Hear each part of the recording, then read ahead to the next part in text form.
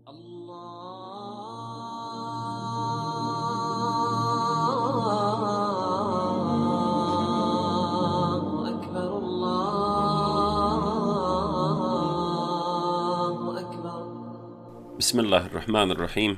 Alhamdulillah, salatu wassalamu ala rasulillah, wa ala alihi wa sahbihi ajma'in.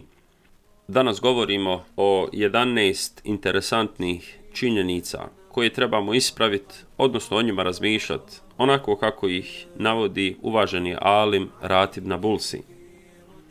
On kaže ovako: prva žalosna činjenica jeste sljedeća. Jedna od žalosnih društvenih nepravdi među savremenim muslimanima jeste i ova, da porodica traži da oženi dobrom i čestitom djevojkom svoga sina koji nije takav, to jeste koji je loš, pokvaren i nemoralan. Druga činjenica. U muslimanskom svijetu često puta se govori o sramoti, a ne govori se o halalu i o haramu. I kada imamo takvu situaciju, pogotovo u arapskom svijetu, vidjet ćete da čovjek naređuje svojoj ženi da pokriva se na ovaj ili onaj način, ali ta isti čovjek uopće ne klanja.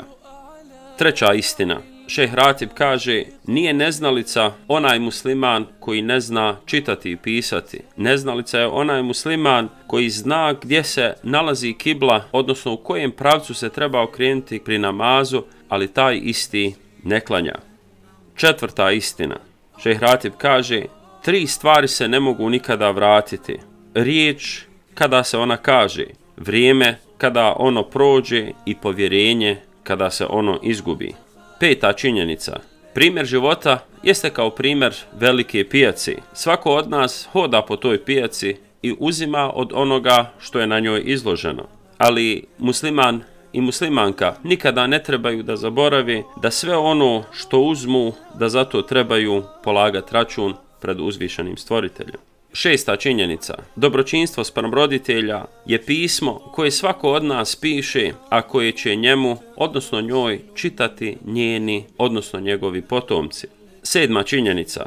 Od lijepog ponašanja jeste da ne pitamo ono što neko želi od nas da sakrije, jer da nas se to tiče, sigurno bi nam rekli i ne treba da ulazimo u tuđu privatnost. Osma činjenica. Smrt neće čekati da mi budemo spremni za nju i da budemo na pravom putu, već naprotiv, mi treba da budemo ustrajni na pravom putu i da takvi dočekamo našu vlastitu smrtnost, odnosno našu smrt. Deveta činjenica. Da li znate šta znači riječ mazlum, to jeste ona osoba kojoj je učinjena nepravda? Pravo značenje te osobe jeste da je to osoba čiji slučaj se podiže ka Allahu i koja će biti naš tužitelj na sudnjem danu. Deseta činjenica. Mnogi muslimani danas vjeruju u urok, to jeste da je urok istina, da je sihr istina i tako dalje.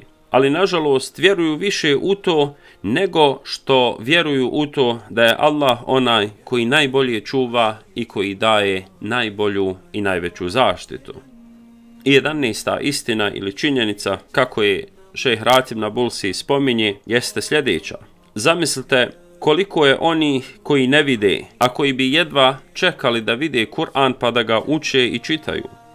Koliko je onih koji ne mogu govoriti, a koji bi voljeli da izgovaraju riječi Kur'ana.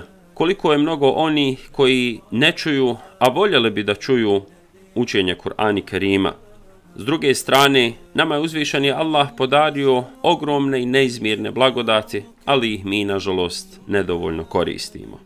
Sve ove činjenice koje smo spomenuli iz govora uvaženog šeha jesu u stvari da o njima razmislimo, jer možemo ih prepoznati i kod nas Bošnjaka, da su zaista prisutne u manjoj ili većoj mjeri.